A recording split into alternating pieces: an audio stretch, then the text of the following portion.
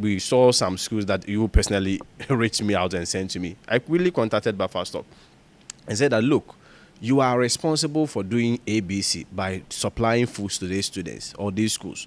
If there are any issues, quickly go there and resolve it. Because, I mean, we as a ministry, the most important thing is that we do not get any single backlash with regards to the supply of food and others. But I'm saying that generally, you are having over 700 schools. And generally, we do not have such situations on the ground. But we are not also ruling out the possibility that the issues of shortages, issues of on quality, issues bordering on quantity. I mean, these are all possibilities that could come up. But I'm saying that when these issues come up, we take it as an invitation to go in and solve the situation. And that's what Dr. Newsroom believes in. That when there are problems, when there are challenges, that agency quickly, as a ministry, he directs the agency that Buffer Stock, look, what are you doing? GES, what are you doing? Quickly go there, identify the problem, then solve the problem. We followed up with the headmaster at Okuapeman. And he said that so far as he's concerned, they have not been repeating menus for them. And so we even requested that he sends us his menu. Just yesterday, a team was deployed from here to go to the grounds and actually ascertain the situation. And they also came out with a different report. And I mean, if it is about what report did they bring? Yes. So what they also realized was that with regards to the issues of repetition of meals, their encounter with the headmaster affirmed that affirmed our position that indeed that was not the case there, and apparently there have been changing of the menu and other things. And so, but at the end of the day, that is with regards to Okuape. It does not necessarily suggest that probably if you go to any other school, we may not have issues of delay or something, or issues of relating to the supply of the food. Because at the end, you have farmers that are relied on to supply the foods, and these farmers, there could be logistical constraints, transportational constraints, and deficiencies. These are all possibilities. So we are not ruling all of these things out. Is it an issue of finance that government hasn't got money to feed students on its prime policy, free senior high school? No, it's not on finance necessarily. No, I mean, when did we start feeding students? And when has this issue become topical? Or when did this issue become topical? Bottom line is that in the supply chain, you get lapses. I mean, sometimes somebody may even supply to a school. Headmaster is supposed to process his voucher of claims so that he can come for his money. But at the end, probably the headmaster might have gone for meetings, administrative delays even in the institution itself. It comes to the level of buffer two. There are also some administrative delays because you have to manually type in some of these claims and verify.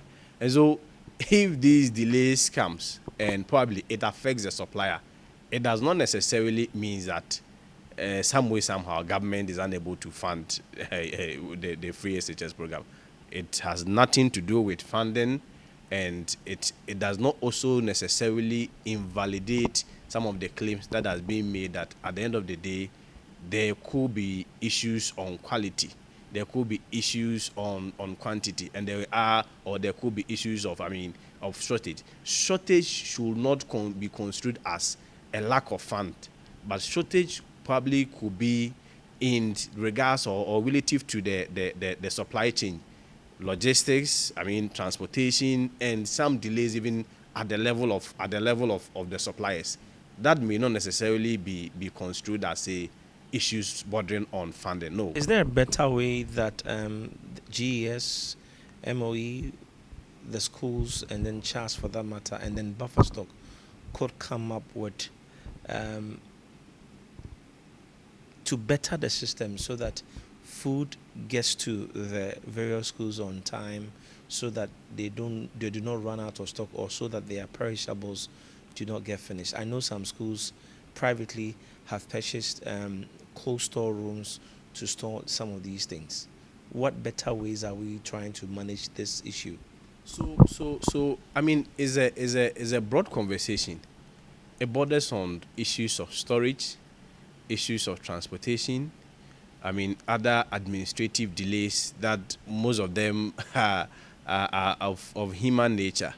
But at the end, if you try to reduce a lot of human hands from these things, you realize that some of the claims that the suppliers make with regards to getting their monies after the suppliers will go fast. If you go fast, what it means is that the suppliers will come at a faster rate. So I remember the last week I met with Buffer Store, for instance, and they are bringing a system where instead of they manually typing in and verifying some of these claims by the suppliers, quickly electronically they can do all some of these verifications. So, I mean, the bottom line is that this whole event, this whole educational, how do you call it, intervention, free SHS, provision of foods and other things, it's not an event. We admit that at some point there will be challenges in the implementation of the process.